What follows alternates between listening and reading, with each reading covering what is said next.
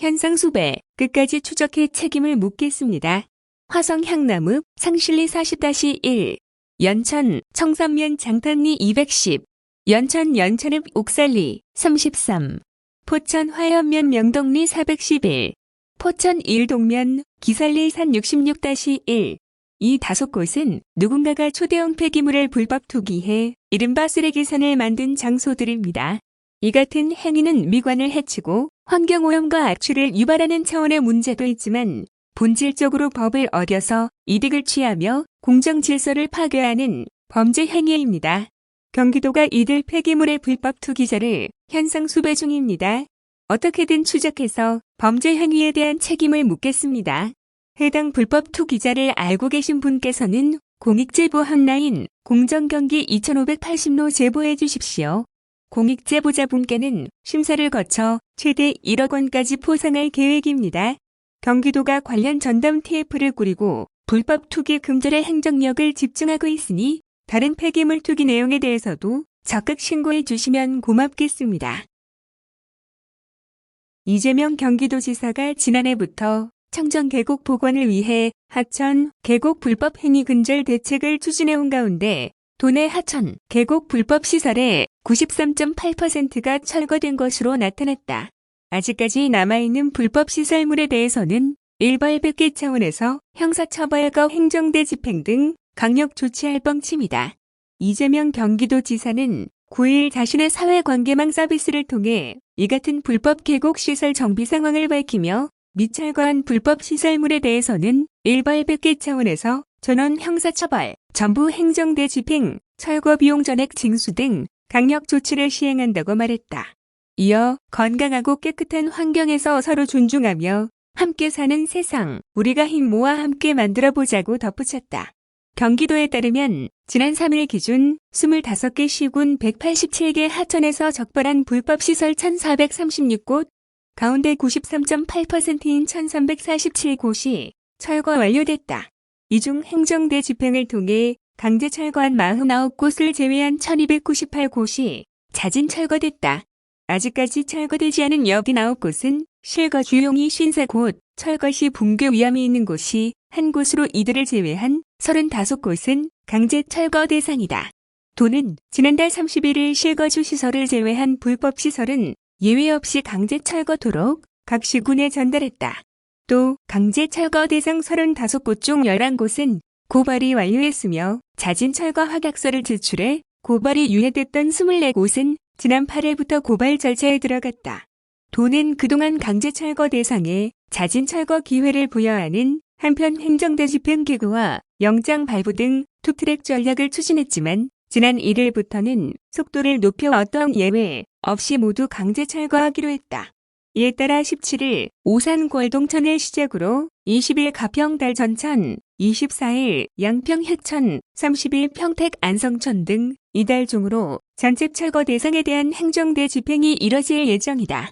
철거가 완료된 곳 중 자발적으로 철거하지 않아 행정대 집행을 실시한 곳은 49곳으로 이 중 행위자 미상인 47곳을 제외한 2곳에 대해서는 행정대 집행 비용 약 3,800만 원을 청구했다. 행정대 집행 비용에 대한 찬합은 무관용 원칙에 따라 토지가 압류 등 강력 조치할 계획이다. 불법 시설물이 철거된 계곡은 자연형으로 복원하고 친환경 편의시설 설치, 관광, 음식, 숙박, 휴게 등 주민 생계 지원 사업을 시행 중이다. 경기도는 청정 계곡 복원 사업을 역점 사업으로 정하고 지난해부터 하천, 계곡 불법 행위 근절 대책을 시행, 자진 철거를 대폭 지원하고 철거 미행에 대해 강력히 처벌하고 있다. 이 지사는 지난달 24일 도내 최대 규모 하천, 계곡 불법 시설물 철거 현장인 양평군 거북섬을 찾아 끝장 점검을 벌이며 불법 행위 근절에 대한 의지를 표명하기도 했다. 다음은 배달의 명수, 활용협력 관련 뉴스입니다. 경기도가 군산시와 공공배달앱 배달의 명수의 노하우를 공유하기로 했다. 이재명 도지사와 강림준 군산시장은 9일 오후 경기도 청상왕실에서 이 같은 내용을 골자로 한 공공배달앱 배달의 명수 기술 전문 및 상표 무상 사용 업무 협약을 체결했다. 이 지사는 이날 인사말을 통해 기업 활동은 기술 혁신이나 모두의 편익을 증진하는 방향으로 이뤄져야 하는데 독점적 지위에서 시장 질서를 왜곡하고 사회적, 경제적 약자들을 갈취하고 부당이익을 챙기는 것은 기술 혁신도 아니고 4차 산업혁명도 아니다라고 말했다. 이어 이 지사는 제일 바람직한 것은 착취나 부당이익 없이 민간이 합리적으로 경쟁할 수 있게 만드는 것이라며 배달의 명수라는 공공배달앱이 우리나라 배달 시장 혁신의 새로운 단초가 될 것으로 생각한다고 덧붙였다. 특히 이 지사는 이미 만들어 놓은 지역화된 유통망과 데이터, 기술 등 공적 인프라와 역량을 경기도가 투자하고 앱 개발과 운영은 민간에게 맡겨 민간과 공공의 장점을 결합해 나갈 것이라고 향후 추진 방향을 설명했다. 이날 협약은 공공배달 앱 배달의 명수를 도입해 도내 자영업자와 소상공인들의 공정한 경쟁 질서를 확립하고 특정 배달 앱 업체들이 독점적 지위를 이용해 과도한 이윤을 얻는 것을 방지하는 데 목적을 뒀다. 배달의 명수는 수수료와 광고료가 없어 소상공인들의 부담이 적고 이용자들 역시 지역화폐로 결제할 시 10%가량 할인받을 수 있다는 장점이 있어 최근 독점적 위치의 민간 배달 앱의 대안으로 떠오르고 있다. 협약에 따라 양 기관은 실무협의체를 구성해 경기도와 도내 31개 시군이 군산시의 공공배달 앱 배달의 명수의 기술을 이전받고 상표를 무상 사용할 수 있도록 긴밀한 협력 체계를 구축해 나가기로 했다. 뿐만 아니라 이번 협약을 계기로 배달의 명수 앱을 도입하길 희망하는 다른 광역지자체들에게도 관련 기술 자문과 상표를 무상으로 사용할 수 있도록 하는 데에도 적극 협력하기로 약속했다. 도는 협약을 바탕으로 경기도형 공공배달 앱의 개발, 이에 대한 운영을 사회적 기업에 맡기고 라이더에 대한 조직화와 사회 안전망을 지원해 공공성을 대폭 살리겠다는 방침이다. 앞서 이 지사는 배달의 민족이 이달 1일부터 수수료 부과 체계를 정액제에서 정률제로 바꾼 데 대해 지난 4일 SNS를 통해 경기도 차원의 대책을 세우겠다고 밝힌 바 있다. 금액에 제한이 있는 정액제와는 달리 매출액 규모에 따라 수수료가 증가하는 정률제가 도입될 경우 영세 소상공인들에게 상당한 부담으로 작용할 수 있기 때문이다. 이에 도는 지난 6일 배달 앱 독과점 및 불공정 거래 관련 대책 회의를 열고 경기도 주식회사와 민간 전문가, 관련 산하기관 및 부서 등이 참여하는 공공배달 앱 개발 민관 합동 태스크포스를 구성했다. 또한 독과점 문제에 대해 직접적 권한을 가지고 있는 공정거래위원회가 배달의 민족의 기업결합 심사 과정 등에서 독과점 같은 부정적 측면들을 감안해 줄 것을 요청할 계획이다.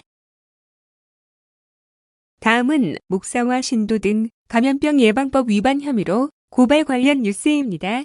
대다수 경기도 교회가 온라인 예배로 전환하거나 방역수칙을 지켜 집합 예배를 시행하고 있는 것으로 나타난 가운데 방역수칙을 반복 위반하고 공무집행을 방해한 경기도 용인시 상현동 소재 A교회의 이모 목사와 신도 10여 명이 감염병의 예방 및 관리에 관한 법률 위반 혐의로 9일 고발당했다. 경기도에 따르면 이 목사와 해당 교회 신도들은 3월 29일 감염 예방 수칙 미준수로 행정명령을 받았는데도 4월 5일 행정명령 준수 여부를 확인하기 위해 교회로 입장하려던 공무원의 출입을 막는 등 행정명령을 어긴 혐의를 받고 있다. 경기도는 지난 5일 오전 10시경 A교회 현장 점검 당시 공무원의 입장을 거부하거나 감염 예방 수칙 미준수 시 고발 조치를 할 수 있음을 재차 고지했으나 해당 교회가 출입과 확인 서명을 완강히 거부했다며 현장 점검 확인서와 집회 제한 행정명령서 등 관련 자료를 용인 서부경찰서에 제출했다. A교회는 지난달 29일 있었던 경기도의 현장 점검 당시에도 마스크 및 착용, 증상 및 체크, 이격거리 미준수, 소독 미실시, 명단 미작성 등 5가지 감염 예방 수칙을 위반했었다. 앞서 경기도는 4월 2일 감염 예방 수칙을 지키지 않거나 공무원의 현장 조사 활동을 방해한 도내 20개 교회에 대해 감염병 예방 수칙 준수 등 집회 제한 행정명령을 내린 바 있다. A교회는 이들 20개 교회 가운데 하나로 5일에 있었던 공무방해 행위는 명백하게 행정명령을 위반한 것이라고 도는 설명했다. 감염병 예방법에 따라 집회 제한 행정명령 조치를 위반할 경우 300만 원 이하 벌금형에 처해진다. 이성호 경기도 문화종무과장은 경기도 내 99%가 넘는 교회들이 감염 예방 수칙을 지키고 있어 다른 교회는 문제가 없었지만 해당 교회만은 유독 행정명령을 이행하지 않았다면서 계속해서 예방 수칙을 지키지 않는 행위가 도민들의 안전을 해칠 수도 있다는 판단에서 고발을 할 수밖에 없었다라고 말했다. 한편 이재명 경기도지사는 8일 자신의 사회관계망 서비스에 방역 방해하는 교회 어떻게 해야 할까요? 라는 제목의 글을 통해 용인의 한 교회는 수칙을 반복적으로 어길 뿐 아니라 행정명령에 의해 현장 조사를 나간 공무원들의 조사를 막는 등 공무집행을 방해하고 있다면서 도민들의 의견을 구한 바 있다.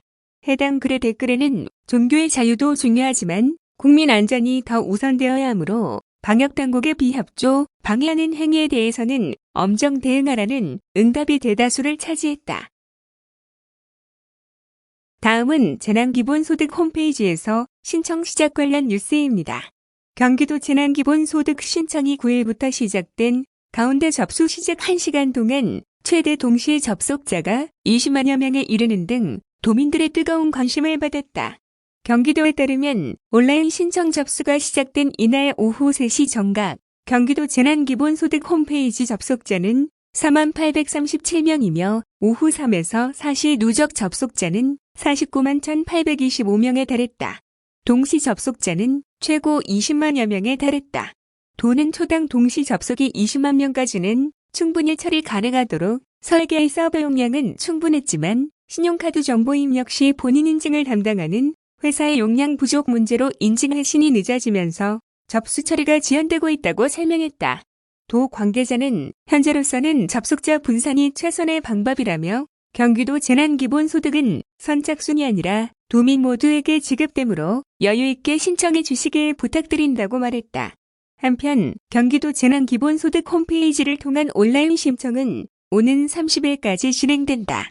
오는 20일부터는 거주지 읍면동 주민센터와 농협 지점에서 선불카드를 발급한다. 다음은 임시정부 초대 국무총리 이동휘 선생 및 무명 독립운동가 기념비 건립 추진 관련 뉴스입니다.